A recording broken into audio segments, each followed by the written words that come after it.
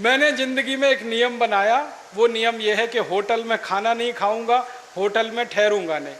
तो झक मार के मुझे घरों में ही ठहराना पड़ता है, खाना खिलाना पड़ता है, क्योंकि मैं खाता नहीं, होटल में ठहरता नहीं। तो हर बार, और वो खिचड़ी कैसी है, किसी के घर में गया तो पिताजी का नाम घर में राम दयाल, माताजी का नाम गायत्री देवी, बेटे का नाम टिंकू।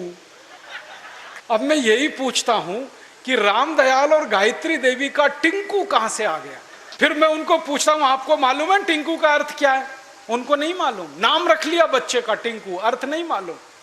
ऐसे मूर्ख लोग, अर्थ मालूम नहीं, नाम रख लिया टिंकू टिंकू टिंकू। फिर डिक्शनरी खोल के दिखाता हूं उनको। अंग्रेजों की सबसे पुरानी डिक्शनरी है वेबस्टर डिक्शनरी। उसमें टिंकू का अर्थ है आवारा लड़का। और एक तो सबसे खराब अंग्रेजी शब्द है, पता नहीं लोग बोलते कैसे हैं उसको, मैडम। आप जानते हैं मैडम कौन होता है? यूरोप में अंग्रेजों की संस्कृति में जहां पर परस्त्री गमन होगा वहां वैश्यावृत्ति होने वाली है कि नहीं? परस्त्री गमन, परपुरुष गमन, वैश्यावृत्ति चरम पर होगी।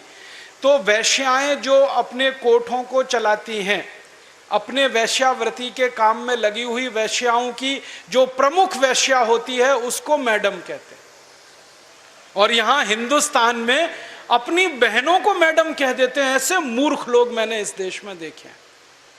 अपनी धर्मपत्नी को मैडम कहने में शर्म नहीं आती, ओ मैडम इधर आओ। और वो धर्मपत्नी को भी शर्म नहीं आती मैडम कहलवाने में, वो भी कहती है मैडम कहो मुझको। जान तो लो कि मैडम होती कौन है, फिर कहलवाओ। अपने भारत में कितने सुंदर सुंदर शब्द हैं। श्रीमती, श्री माने लक्ष्मी, मति माने बुद्धि, बुद्धि माने सरस्वती, लक्ष्मी। तो जहां सरस्वती लक्ष्मी एक साथ निवास करे वो श्रीमती, उसको हमने मिसेस। मैं कहता हूं भाई मैं अंकल नहीं हूं, मुझे या तो मामा बना लो या चाचा बना लो, दोनों में ही आपका फायदा है, मेरा भी फायदा है। मामा बनो तो भी फायदा, चाचा बनो तो भी फायदा, अंकल में तो कुछ रखा नहीं है। वो बच्चे चालू हो जाते हैं टेप रिकॉर्डर की तरह से और पोइम सुनाते हैं मुझको। Rain rain go away, come again another day, little baby wants to play.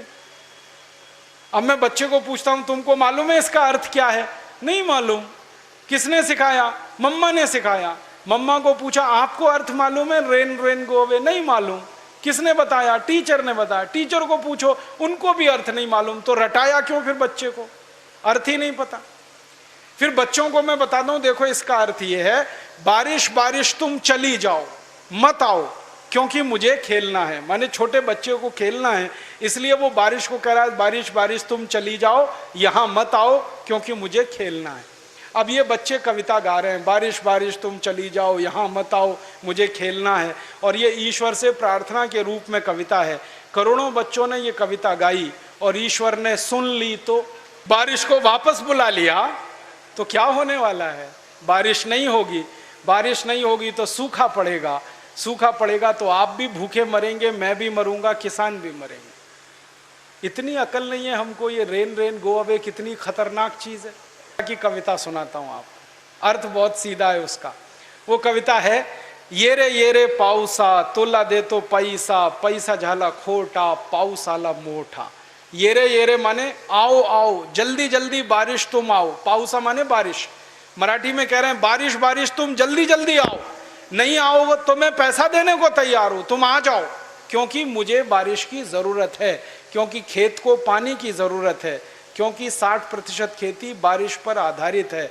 तो भारतीय कविता बारिश को बुलाने वाली होती है और अंग्रेजी कविता बारिश को भगाने वाली होती है।